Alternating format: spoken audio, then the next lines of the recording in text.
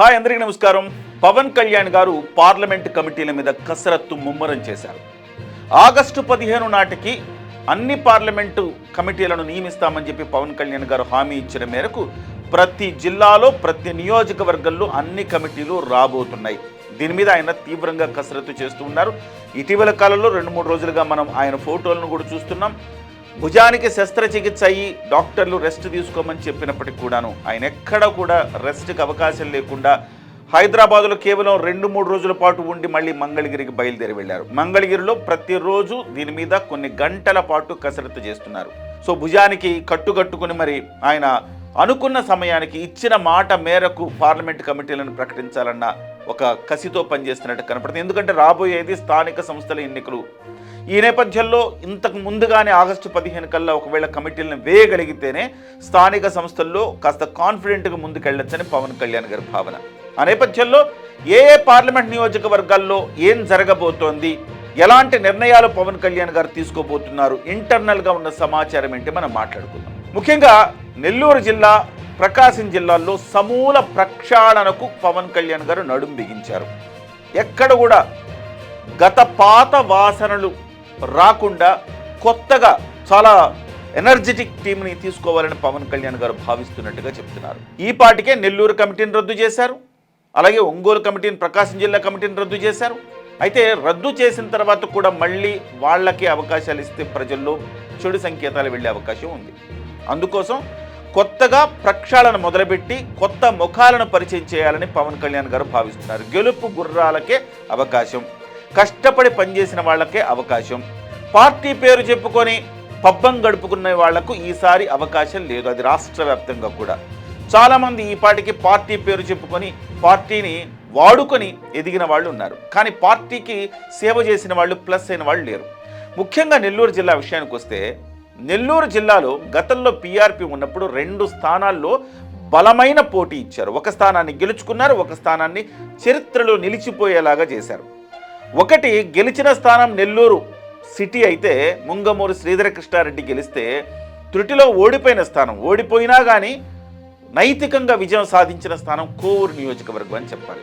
కోవూరులో తుపాకుల Munemma ST Yanadi మహిళ పూరి గుడిసెలో ఉంటుంది.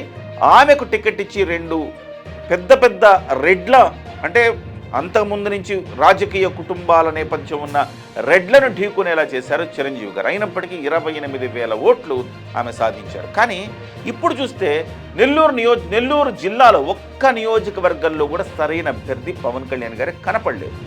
గెలుపు గుర్రమే లేదు. సో ఈసారి అలాంటి పరిస్థితి రాకూడదు. నెల్లూరులో 2029లో కూడా ఖాతా తెరవాలి. ముందుగా స్థానిక సంస్థల్లో సత్తా చాటాలి.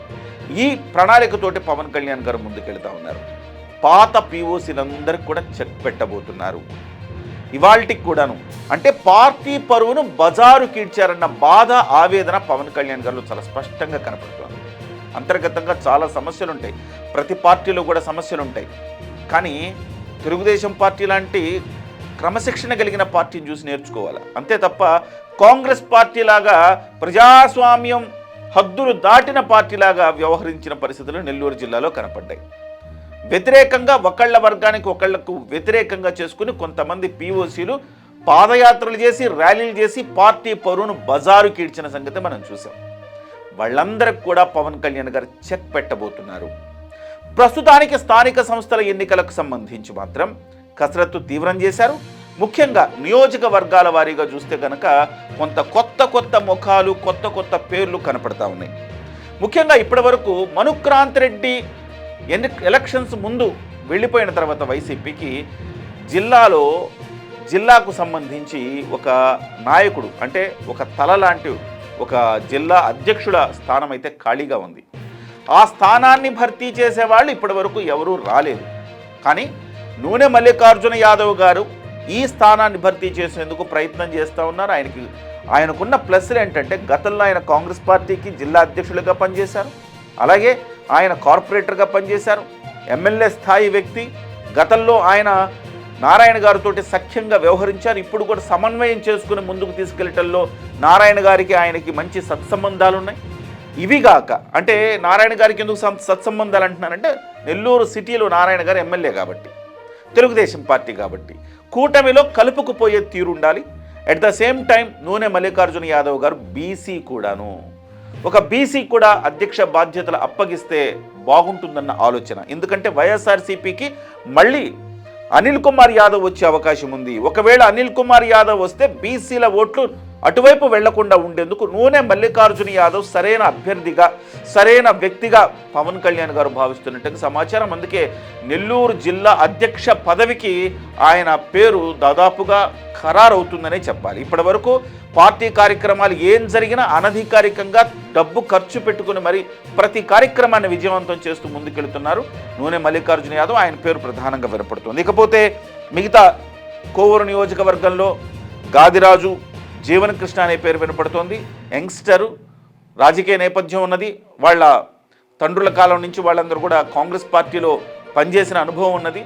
గాదిరాజు జీవన్ కృష్ణ ఇవాళ కాంగ్రెస్ పార్టీ నుంచి వాళ్ళ కుటుంబం ఇవాళ మొత్తం కూడా జనసేన పార్టీకి మారారు. సో ఇవాళ గాదిరాజు జీవన్ కృష్ణ కుటుంబానికి కూడా రాజకీయంగా మంచి పేరుంది కాబట్టి అక్కడ అతని పేరు, యంగ్స్టరు, విద్యాధికుడు, విద్యా సంస్థలు నెలకొల్పి పనిచేస్తున్న వ్యక్తి కాబట్టి అతని పేరు ప్రస్తావనకు వస్తుంది. అలాగే ఉదయగిరి నుంచి భోగినేని కాశీరావు పీఓసీ కాకపోయినప్పటికి కూడాను కార్యక్రమాల నిర్వహణ, దాదాపు 4 పార్టీ ఆఫీసులు, మండలానికో పార్టీ ఆఫీసు నిర్వహణ తను సొంత డబ్బులతో చేయడం దగ్గర నుంచి అనేక కార్యక్రమాలు పవన్ కళ్యాణ్ గారు ఏ కార్యక్రమం ఆదేశిస్తే ఆ కార్యక్రమం చేయడంతో పాటుగా సభ్యత్వాల నమోదులు కూడా రికార్డు స్థాయిలో సభ్యత్వాలు నమోదు చేశారు.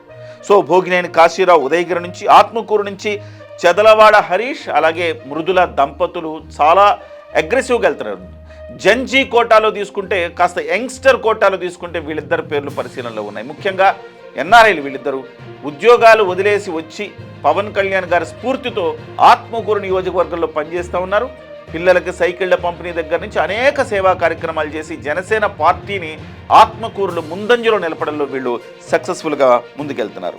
అలాగే సర్వేపల్లిలో బోనబోయిన ప్రసాద్ గారు ఇక్కడ ప్రధానంగా పోటీలో ఉన్నారు. ఆయన పేరు కూడా ప్రధానంగా ప్రస్తావనకు వస్తోంది. వెంకటగిరి నుంచి అనిల్ కుమార్ రామారావు పేరు ప్రస్తావనకు వస్తోంది. అలాగే గూడూరు నుంచి పేటేటి చంద్రనీల్ పేరు గుర్తుకొస్తూ ఉంది. అంటే వీళ్ళందరూ కూడా యంగ్స్టర్స్. సో ఏదో చేయాలన్న తపన వీళ్ళందరూ కూడా, అటు గూడూరు నుంచి పేటేటి చంద్రనీల్ కావచ్చు, వెంకటగిరి నుంచి అనిల్ కుమార్ కావచ్చు, సర్వేపల్లి నుంచి బోనబోయిన ప్రసాద్ కావచ్చు, ఇంతకుముందు చెప్పిన ఆత్మకూరు నుంచి చదలవాడ హరీష్ దంపతులు కావచ్చు, ఇలాగ వీళ్ళందరూ కూడా ఆల్మోస్ట్ దాదాపుగా 75%, 60 నుంచి 75% సభ్యత్వాలు వీళ్ళ టీం మాత్రమే చేయగలిగడం ఒక విశేషంగా చెప్పాలి. అలాగే ఇక నెల్లూరు సిటీలో గునుకుల కిషోర్ కీలకమైన పాత్ర పోషించారు. గతంలో కూటమి ధర్మానికి కట్టుబడి మంత్రి నారాయణ గారు గెలవటానికి కీలక భూమిక పోషించింది గునుకుల కిషోర్. ఆయన జిల్లాలో ముఖ్యంగా నెల్లూరు పట్టణంలో ఓటు ట్రాన్స్ఫర్ అవ్వటానికి చాలా కీలకమైన భూమిక పోషించారు. ప్రతి కార్యక్రమంలో కూడా చాలా యాక్టివ్గా పార్టిసిపేట్ చేస్తుంటారు. రికార్డు స్థాయిలో సభ్యత్వాలు నమోదు చేశారు. వీళ్ళందరూ కూడా ఇవాళ పవన్ కళ్యాణ్ గారి తుది జాబితాలో పేరు సంపాదించుకుంటున్నారు. ముఖ్యంగా నూనె మల్లికార్జున యాదవ్ గారి కుమారుడైన రిషికుమార్ యాదవ్ కూడా ఇవాళ తండ్రి కొడుకులు పోటీపడి సభ్యత్వాలు, మా నాన్న చేస్తున్నాళ్లే అని కాకుండా తండ్రి కొడుకులు పోటీపడి సభ్యత్వాలు నమోదు చేస్తూ ఉన్నారు.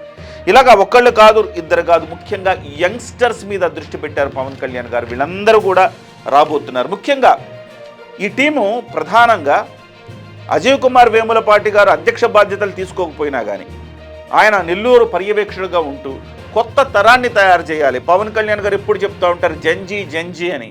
ఆ జంజీ కాకపోయినప్పటికి కూడా అట్లీస్ట్ ఒక యంగ్స్టర్స్ని కసితో తపనతో పనిచేసే వాళ్ళని పెట్టాలి. పార్టీ కోసం ప్లస్లు అవ్వాలి తప్ప పార్టీకి మైనస్ అవ్వద్దు. పార్టీ మీద పడి బతకద్దు, పార్టీ కోసం బతకాలి. ఇలాంటి వాళ్ళు కావాలని అజయ్ కుమార్ వేములపాటి గారు తయారు చేసిన ఒక బ్రిగేడియర్ టీం అని కూడా మనం చెప్పొచ్చు. వీళ్ళు ప్రధానంగా ఇవాళ పోటీలో ఉన్నారు. పవన్ కళ్యాణ్ గారు 2-3 రోజుల్లో ఈ జాబితాల విడుదల కార్యక్రమాన్ని ఒక్కొక్కటిగా మొదలుపెట్టే అవకాశం ఉంది. సో మొత్తం మీద అయితే అన్నీ అయితే ఒక కసరత్తు అయితే ఒక దశకు వచ్చింది, కీలక దశకు వచ్చిందని చెప్పచ్చు.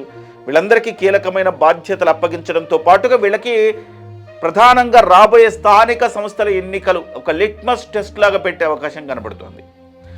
పదవులు ఇవ్వడం అనేది కాదు ఇక్కడ పాయింట్. పీఓసీలుగా కొత్త వాళ్ళని నియమించినప్పటికి కూడాను అక్కడ వాళ్ళ పెర్ఫార్మెన్స్ని బేరీజు వేస్తారు.